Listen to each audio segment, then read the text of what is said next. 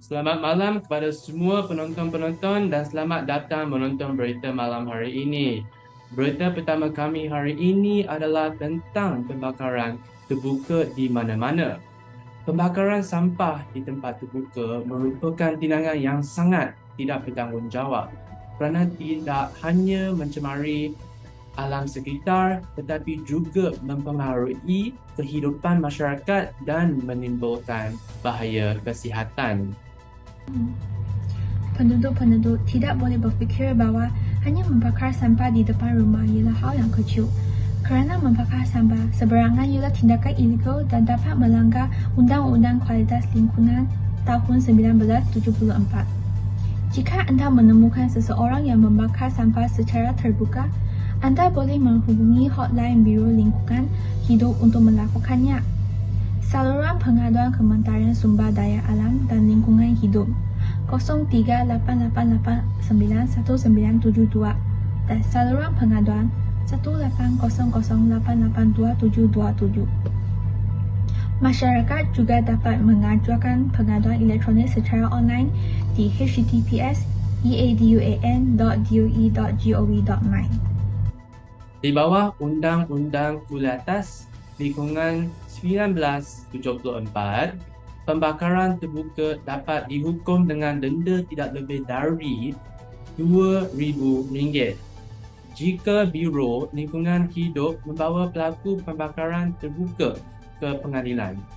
Dia akan menghadapi denda maksimum RM500,000 atau hukuman penjara hingga 5 tahun atau keduanya jika terbukti bersalah. Jika anda memiliki ranting dan dedaunan yang mati di rumah, silakan hubungi Perbadanan Pengurusan Sisa dan Perbersihan Awam 1800887472 dan mintalah agar ranting dan dedaunan tersebut dibersihkan dan tidak dibakar terbuka. Jika pembakaran sampah biasa membakar sampah di tempat terbuka di mana anda tinggal atau bekerja dan menyebabkan gangguan pada anda dapat meminta ganti rugi atas gangguan tersebut di Pengadilan Perdata https://www.kueqng.com. Departemen Lingkungan Hidup Negara menerima sekitar 374 pengaduan mengenai pembakaran terbuka, meningkat 5% pada period yang sama tahun lalu.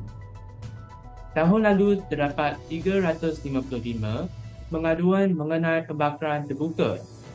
Director DOE Negara Sharifah Zakia Syed Sahab mengatakan bahawa sekitar 72% dari total kasus pembakaran terbuka disebabkan oleh pembakaran sampah. 13% disebabkan oleh pembakaran sampah di peternakan, sementara sisanya berasal dari konstruksi, industri dan lainnya.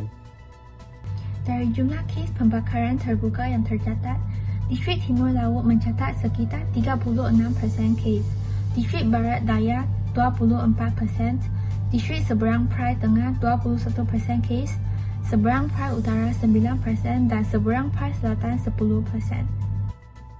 Indeks pencemaran udara di 4 stesiun di Malaysia ini juga menunjukkan angka moderat antara 73 dan 85.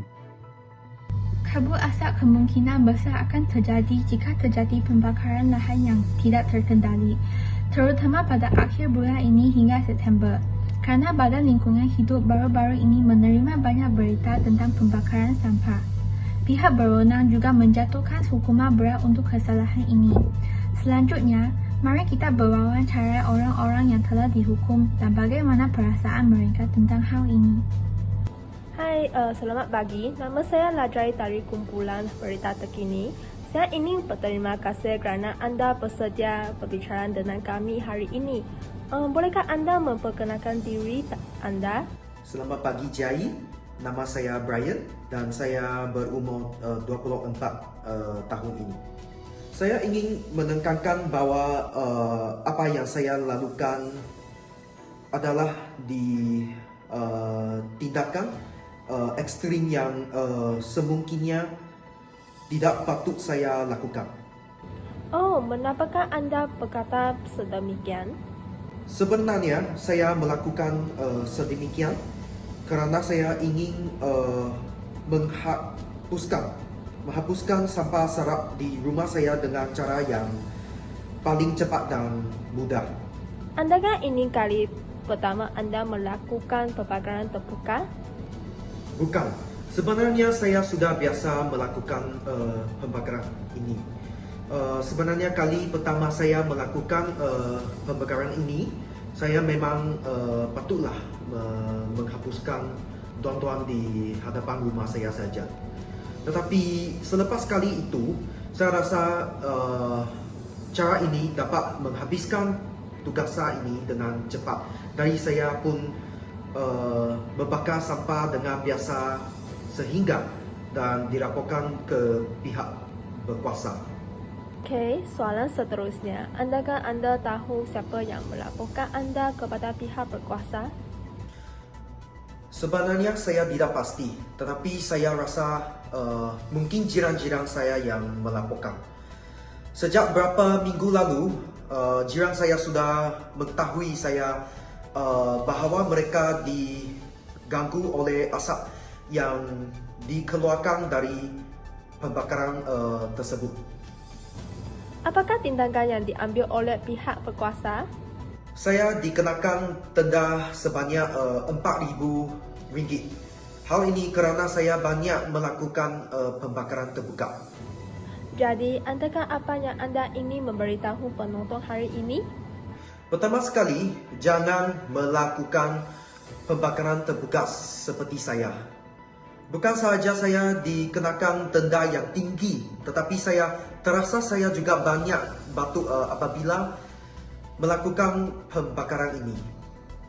Saya sangat menyesal atas kesilapan ini dan saya tidak akan melakukan perkara ini lagi.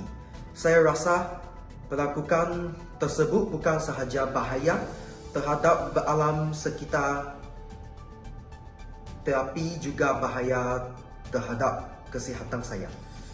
Jadi, janganlah melakukan persekitaran terbuka seperti saya. Terima kasih untuk pewawancara dan terwawancara. Berita kami akhiri hari ini. Terima kasih atas perhatian anda. Kita jumpa lagi esok pada waktu yang sama.